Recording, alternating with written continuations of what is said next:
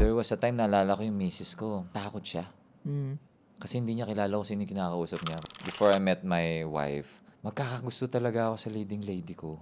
Tapos after nung last day of shooting, mawawala yung pagkagusto ko, bro. Tapos hindi ko alam kung paano ko sasabihin. Pagdating sa mga roles na may kabigatan, nadadala ko din yung bigat na kailangan ko talaga siyang ipagpag with a professional or with nature for weeks. There was a time naalala ko yung misis ko, takot siya. Mm.